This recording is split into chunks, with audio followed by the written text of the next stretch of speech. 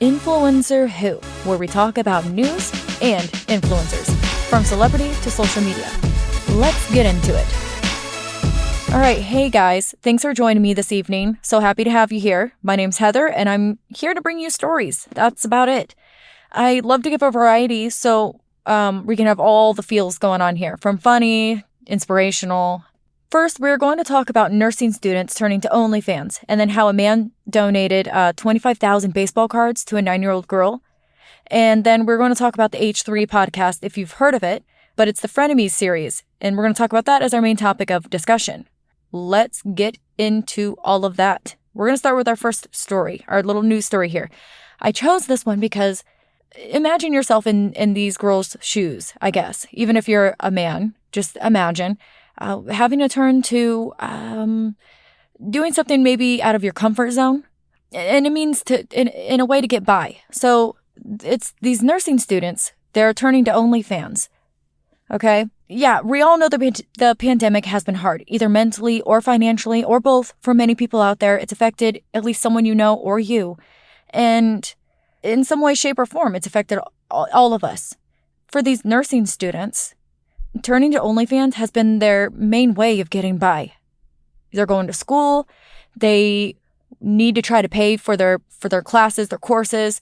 And yeah, it is a conflict of interest, because if they were to get caught using OnlyFans as their, main form of, or if just their side hustle, if that was to get caught out, yeah, they could easily lose everything they're working for as a nursing student.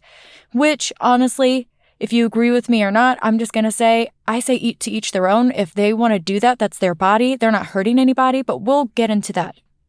Posted on one of Trending's news articles, there's a few interviews from some of the girls on there, and I decided to pull one of them out, and we're going to go ahead and just kind of read it verbatim there. So a student named Clara talks about balancing her life. She's comparing it to Miley Cyrus's show, Hannah Montana. And yes, I'm reading this right now. So she's speaking about her two identities, how they're separate. Best of both worlds. You don't mix business with pleasure. So a 20-year-old student from Florida worked at a university hospital until she got fired. Her situation is a reality for many young people since lockdowns are all over the world. Yet there are still bills to pay. And I know in America right now, we're getting hit. We're still getting hit pretty hard. I have a friend from Australia that they're living their lives back to normal completely, like the pandemic never even happened. And it just blows my mind that America's so behind. Like, come on, let's keep up. Let's go. So Clara explains, I feel like I'm walking on a tightrope with being blindfolded while holding 2 pounds of oranges. No matter where I'm going, I'm either going to fall to the right or to the left. But I have to keep going straight. The daughter of immigrants from Peru says that she will use whatever God gave her to make her parents proud. And then, sex videos weren't part of her plan, but neither was COVID-19. So who's Clara? She says, I'm kind of a person who thinks the whole world is watching, like what I'm doing, and what I'm doing with OnlyFans. In a way, it's true. It's the future that holds me down, and then expectations, making sure I don't disappoint anyone. What's going to happen now, There's no way to know what will happen to any of us. But you know the saying, there are 2 things we can't avoid, death and taxes. And that's so true, you guys. Death and taxes, you cannot avoid it. Or in everyday situations, shopping for food, clothes, hygiene products, and it all costs. And that's true. Everything costs. I mean, honestly, if we could get charged for the air we breathe, it would probably happen. I'm surprised it hasn't. Anyway, so at the end of the day, nobody is paying my rent for me. Nobody's going to pay my car insurance, my phone bill, my cat food, nothing. I have to do it. And it's been so helpful. So her being on this website and doing what she's has to do, or what she's not maybe has to do, but it was her choice. But it's slim pickings, I guess. But she's out there, and this is what she's decided to do, and it's paying her bills. It's getting her by. And I know that I think on OnlyFans, you can post however you want to post. So you don't have to do like complete nudes or anything like that. No, I'm not on OnlyFans or anything like that. I just know about it. And so I know that you kind of have control over it. It's kind of like having a social media account, like Instagram, I guess. It's what I've heard it's been compared to. But except, more seductive and nudie-ish and stuff like that. So, and then I think your followers are like subscribers, so they have to pay to see your account and all that good stuff. But anyway, I mean, honestly, it's not that bad. In my opinion, she could be a serial killer. I digress. If it's helping her, whatever you got to do, just do your thing. Don't judge people. Keep your mind open. I'm sure this person is down to earth and cool. You can't, people just have more depth to them. That's it. You can't judge a book by its cover. That's cliche, but guys, cliches are around because they're so true. They hold truth, and that's why they're here. So I also want to mention this that I found from the article too. A girl named Nikki joined Reddit to learn about financial domination. It's a sexual fetish where submissives give money or gifts to their master. She now has 58 slaves. So I found that interesting. I didn't know that was a thing. And so I decided to share that little fun fact if you guys wanted to know that. It's worth it though. I mean, I'll wake up some mornings, and this morning I woke up to $100 Cash App just because. That's just one of my slaves. He pays me $100 every time he gets paid. And Clara has one message for all of us. Just because I'm someone who's basically a cam girl doesn't mean that I deserve less than anybody else. People have to stop being so judgmental. We're in hard times right now. The way people choose to support themselves is their own business. If it is good enough for celebrities, we should stop giving regular women a hard time over something on your screen. We all watch adult movies anyway, but this is much more innocent. And if it's not hurting anyone, if it's not hurting you, then why is it such a big deal? So here's kind of my thoughts, guys. So yeah, whatever someone wants to do with their body and their lives is to each their own, like I've said before. They really aren't hurting anyone, and it's helping them get by. I've heard that you can make a ton of money on that site, by the way. And actually, when we get into our main topic today about the H3 podcast, the Frenemies series, you'll hear about Trisha Paytas. I always struggle with her last name. I hear it a lot, though. Paytas. Trisha Paytas. Who is one of the big names on there. On, OnlyFans. So that's actually how I heard you can make so much. I believe it was Ethan who was shocked at how much she makes, even though he didn't disclose this information because it was said in confidence between both of them. And I get that. But yeah, you can't hate or judge on things that don't actually affect you. If it pays well, then all right. The pandemic has hit so many people hard. And I mean, even child abuse and suicide is up. And that's so freaking sad. Some people are taking it, to that extreme. It's causing extreme depression and panic and all the stuff that we basically know. So if some people want to turn to things that you don't agree with so they can get by, as long as they're not hurting themselves or hurting other people, there shouldn't be an issue with it. So if all you're doing is taking some close to nudie-ish pics and posting them online to make money, then be my guest. And like I said, you can definitely post whatever you want to post on there, I'm pretty sure. Like you can make it like lingerie pictures. You don't even have to show anything that you don't want to show. So am I condoning it? No. Am I judging it? No. So like we can just stand there in the middle and just be like, all right, whatever, each their own. So just an interesting little story I wanted to share with everyone. I don't know if everyone knows about OnlyFans, but I know, you know what, too, I want to mention before we move on to our next story is that on OnlyFans, it's not all for nudie and all that stuff, even though that is a lot of it. Yes, I think. But it's also for, like if you have some type of fan base, almost like a Patreon type of thing, if you want to post like exclusive content, like if you're a comedian, actually, I guess for a good example, a comedian can post some extra stuff there or whatever, like some stand-up stuff or, this or that. If they want to see behind the scenes that he doesn't post normally on social media, then they can pay to see it on OnlyFans. So OnlyFans is kind of expansive. It gives a variety of what you can do on there. It's basically like whatever you want to do. I don't know how many more times I'm going to say that, but yeah. So let's just move on. Guys, here's our heartwarming story. So when I heard about this, I couldn't believe it, okay? 25,000 of something is a lot. But there's some amazing people out there, and it just gives you hope in humanity. So I wanted to share it because it's heartwarming. And yeah, you might be thinking, holy crap, we're going from OnlyFans to this? Yes. Yes, we are.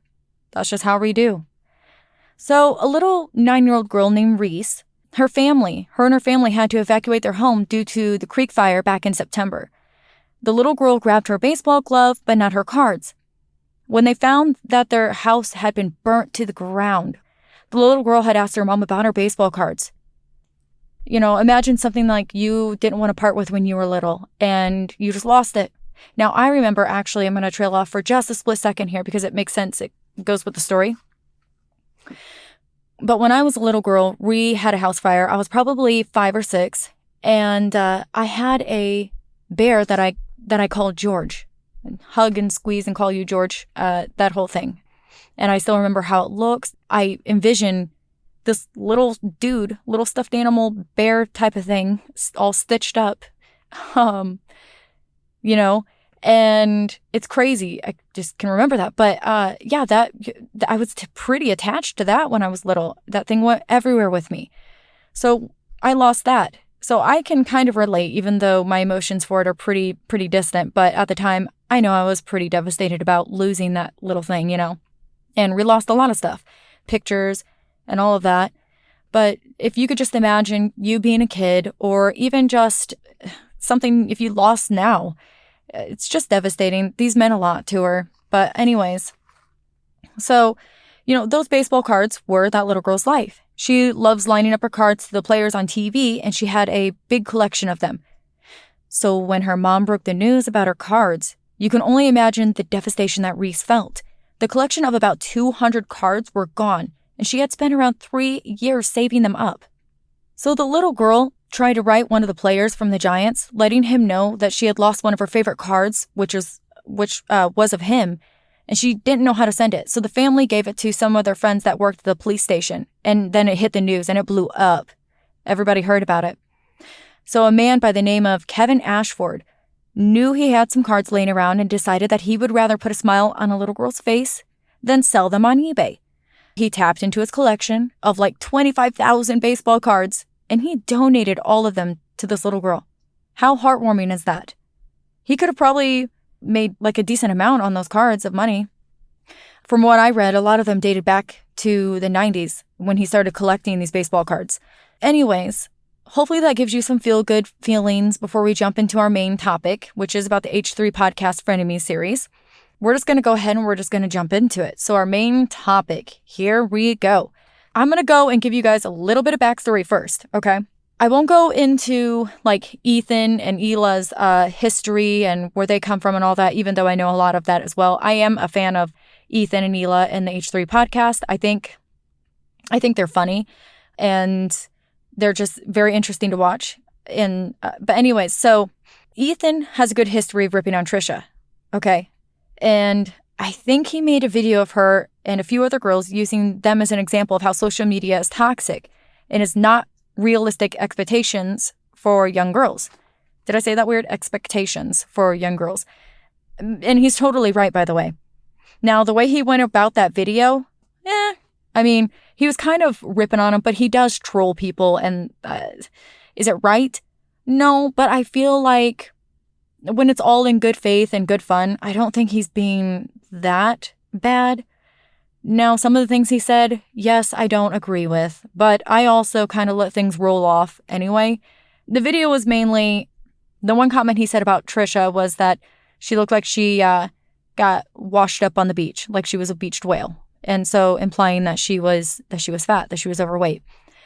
And no, I don't agree with that. And I know that he apologized for that, and he was apologetic about all of that because it did go too far. Sometimes I think Ethan and his wife Hila are good people, but I think that sometimes when you're in the spotlight or this or that, he knows he has a big fan base. He wants to make things interesting. So he kind of saw no harm in going a little overboard, I guess. and didn't think it would affect them very much because all these girls are typically good looking anyway. But I know that Trisha is not exactly confident about her weight and all this stuff. Trisha saw the video, of course, and had some things to say about it. They kind of went back and forth for a while and butted heads for quite a bit. Then he got her on the podcast, on his podcast, the H3 podcast. And guys, it's just confusing. They went back and forth so much at the beginning of their friendship. She was on the podcast, this and that. It wasn't frenemies yet. It was just like having her on. And that's that. You'd have to watch those back to get your own kind of feel on that and how that went down and their relationship and stuff. He was kind of hard on her, and she can take it. So honestly, kudos to Trisha for just kind of owning who she is, being unapologetically her. Too many people are just not that anymore. So I have to give her that. So Ethan and Hila, well, they made a series called The Bachelor for one of their team members. And after that one kind of went off and died out, they decided it would be a fun idea to do a bachelorette one for Trisha. Now, Hila's brother jokes about being an eligible bachelor. We don't believe it was a total joke, though. As you can tell, like in their latest podcast episode of Frenemies, actually, they talked to Dr. Drew, which it was, you know what, that I recommend everybody to tap into that and watch that one because it dug deep and it showed how vulnerable Trisha really is and more of her true colors and how mindful she is of how she comes off on social media and all that stuff. But it was a pretty deep podcast and it's good, especially for people that are going through like mental health issues. It's just good to watch, I guess. So anyway, kind of trailed off and I lost my thought here. Wow. Episode 1 going great. So, oh yeah, they said in that one, my point that I was trying to make was that Dr. Drew even claimed that when they talked about doing the bachelorette for Trisha and Hila's brother Moses wanting to join as a joke as an eligible bachelor, he even said, Dr. Drew himself even said that he doesn't believe that Moses wanted to join as a joke or whatnot because, you know, it's obvious he had feelings for her, okay? And that was just the way of him dipping his toes in to see if maybe she was interested back. I don't know. Trisha and Moses kind of dipped out and went off on their own. They became super secretive about seeing one another, and it caused tension and a little bit of drama between Ethan and Hila. Well, Ethan, Hila, and Trisha and Moses, because Ethan and Hila felt like, whoa, what the heck is going on? Moses, you're going behind our back. You're supposed to be, family. Like it's Hila's brother and it's Ethan's like brother-in-law. So, and he was just being really secretive. He wasn't talking about it. They tried to ask him about it. He was like, beating around the bush, that kind of thing. But take into consideration, Moses is a grown man. If he doesn't want to say what he's doing, he doesn't have to. In this latest episode of Frenemies, they do touch on that. And, Ethan's come full circle with, yeah, he understands that he's a grown man and all that. So I don't know, everything's really great. And the thing I like about the whole frenemies thing between Ethan and Hila and their friendship, Ethan and Trisha and their friendship, is that you see it start really shaky, but you get to watch this timeline of like people meeting and really not digging each other to actually growing and, embracing one another's flaws. And I really think the friendship is really good for Trisha as well, because I think she often surrounds herself too much with toxic people, and that doesn't make matters better for her when she's already trying to battle her own things going on in her life and in her mindset and stuff like that. Anyway, once that all got worked out, after I don't even know how long, maybe a few months, and I could be wrong. I think maybe they weren't talking for a little bit after, or all that stuff, all that drama and everything like that lasted, like I said, I don't even know how long. And this was before they started making the Frenemies podcast. After that all ended, that's when Ethan and Trisha decided on the Frenemies series. Trisha gets paid for these Frenemy podcasts, Majigis, and they have some sort of like agreement. So Ethan paid for the set and all that stuff. And it looks super good. If you guys go and take a look, if you're fans of Trisha, or if you're fans of Ethan, or you're just now hearing them, I would assume that you're kind of interested in them, or I don't know, maybe you like love to hate them or something like that. But yeah, I recommend you go and check it out. Now, I know he spent a lot of money on that set, and they fought about, that's one thing they fought about too. Trisha like stormed out and all this stuff. So, but it's got like a theme for Trisha and then a theme for him. So hers has like the pink background, and then he has like just the plain like black, grayish, whatever background. But anyways, it was a cute idea. So yeah, back to Trisha storming out after they had like a heated like argument. So I'm not going to dive too deep into like Trisha's personal things, even though it's all out there, it's all out in the open. And if you know anything of Trisha, you know that she's been known for being crazy and throwing people under the bus if you make her angry, and being a very toxic person, and claiming she has disorders that she doesn't have and all this stuff. Now, we can't say that she doesn't have any of these disorders because we don't know her personally. And I know she like goes to therapy and she's actually trying. So, you know, I really feel like people need to kind of back up and give her a little bit of breathing space, or at least be a little more open-minded when it comes to how she acts on YouTube or social media and stuff like that.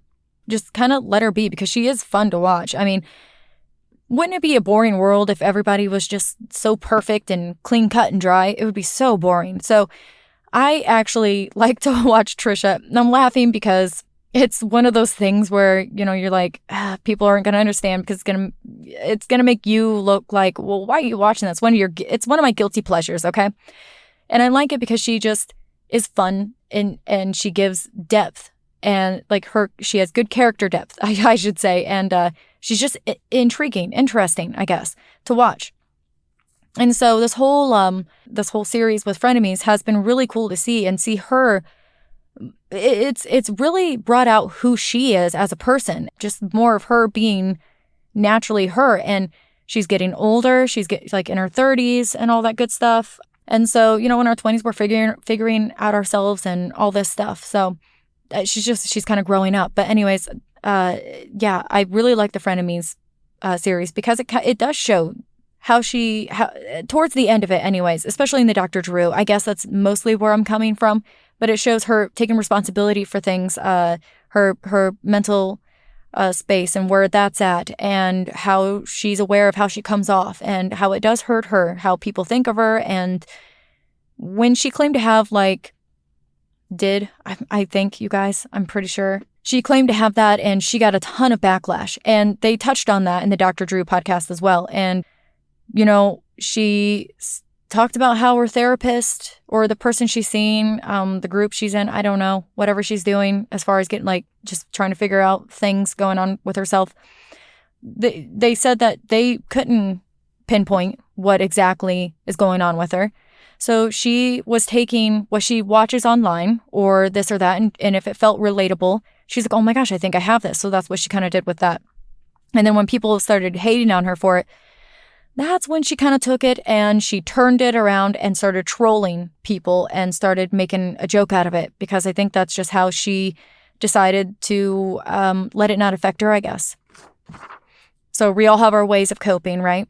But anyways, yeah, she's a person. Just don't forget that. And I wish people would understand that more. I know there's going to be haters out there. There's always going to be people who don't agree, and that's fine. Everybody should have opinion. Like I said, I mean, no one should ever be perfect, and nothing will ever be perfect as well as that. Like, nobody's ever going to agree on the same things. That's fine. But at least have an open mind, you know? Now, giving that little bit of backstory, the reason why she stormed out was simply, she was in a mood. And she knows she was in a mood because they talked about it. And Ethan, he always jokes and says, oh, you're crazy. But he did it this time, and it really triggered her, and she just got in this headspace, and where she feels kind of trapped in this headspace, and she just was like very snippy, and she said some very hurtful things back to him and brought some things up that he wasn't comfortable with, because he told her that in confidence. So he told her that she was weaponizing, and then, you know, she was coming back at him saying, well, you're weaponizing because of this, and this, what you said. A few podcasts ago, I wasn't comfortable with you, talking about me and Moses's relationship, because Ethan, talked about some claims Trisha was making against Moses, and I won't get into those, not here. If you're interested, I mean, they are all of this information is out in the open, right on the Frenemies podcast. You can watch it from the beginning. Anyways, it kind of kept going, and then Ethan realized how actually serious this situation was, that she was kind of not backing down, and she was very out for him by the things she was saying, and her overall seriousness of everything. And so he tried to kind of apologize and try to put out the flames, and she just wasn't having it. And so I don't think she knew how to deal with it either, to be honest with you. I don't think she knows how to deal with people taking accountability right there and then, and an argument ending so quickly when it seems like she snaps into this headspace, and it's hard for her to get out. And it's almost like, and this is just my opinion, but from what I see, it's almost like it's her coping, it's her defense, it's what's protecting her. So when she snaps into this mood, and it's hard for her to get out because it's like her way of coping with the stress and everything going on at that time. We don't know what was going on before or anything like that. Like if she was, ready to be in this mood, I don't know. Because like I said, Ethan always would joke and call her crazy or whatever. And she never took offense to it, but then she did take offense to it, and it went really, really far. And Ethan was even kind of taken back by like, oh, wow, okay. She stormed out and basically said she was never doing the podcast again. And honestly, I'm sorry, I just have to say, it was really freaking funny because Ethan was dressed up as, oh my God, the Fester from the Addams Family, Uncle Fester or whatever. And he makes a very good Uncle Fester, I will tell you that. Like, that was good. He shaved his eyebrows and his head for that and everything. And she was like a Megan Fox, and she looked really good. She actually looked like Megan Fox, too. I was like, dang. So maybe she was just feeling her makeup too hard, and like, because she looked all sassy and like a dead cheerleader or whatever. Anyways, we don't know what's going on from there, but people were making comments under the YouTube video and on social media about how like Trisha overreacted, and how Ethan is probably the best friend that she'll ever get, or the the best friend that she's had, so far as of yet. And I'm gonna have to agree. I mean, from what I do know of Trisha, she does, like I said earlier, sticks around like toxic people, and they're like out to hurt her and stuff. And you're really just hurting yourself in the end when you're letting these people come into your life, and they hurt you once, you need to let them go. Especially I guess it depends on the situation, but really, I mean, if somebody hurts you, you need to just let them go. And that's a big life lesson. It's hard to do, and maybe it's not hard for some of us to do, but I know for me, it's a little hard to do depending on the person and the back history and all that stuff with that person. So just cutting people off in general, it's not super easy. Yeah, I just think that Ethan is a good friend for her. I mean, and to be honest, I think that she's been kind of helping him see where he can be kind of flawed as well. Now, Ethan, Papa bless, there's nothing that wrong. I'm just kidding. I'm kidding. Everybody has their faults and their flaws. We just have to embrace them. So all I'm saying is that Trisha kind of was, she's being a little open, and that's probably what he needed to hear too. So to be honest, I like their friendship, and I think that it works. It definitely works. As far as how Hila thinks about all of it, I don't know. But knowing Hila, she's probably pretty cool with everything. Now, Moses is kind of like Hila. They seem to be pretty laid back and chill. And if you ever watch, I've watched a couple of videos of Moses and Trisha together, and you can see that he kind of mellows her out, and he can take her in. And I think that's something she needs. He's not toxic. He's not trying to sabotage her or hurt her. He's not in for it for the money, as far as, well, what I can tell. That's just my opinion. He doesn't seem like that type of person. And he's very, he's very mindful and all about doing water art. I don't know, something like that, art and stuff. I could see him doing meditations or yoga or something. I don't know. He's just that just chill, mellow type of person. And so I think that's good for her. That's good for Trisha. So right now, this could be a new chapter in her life. We don't know. It can be. And that'd be great. That'd be great for her. As far as like how that'd be for her career, I don't know. Because, I mean, her being over the top and kind of putting herself out there and kind of trolling, and Ethan, that kind of makes them who they are. And why they have a fan base, and why they are where they are is from being kind of out there. More Trisha on being kind of out there and open. But yeah, that's why I like these types of people, because they're not necessarily trying to hide anything. They try to be kind of honest and open, and they're funny, and they come off more real. The one thing I really just get so about is people trying to come on and be like, hi, I'm, and just this whole, and it's a whole facade, it's all smoke and mirrors, because nobody's that damn perfect.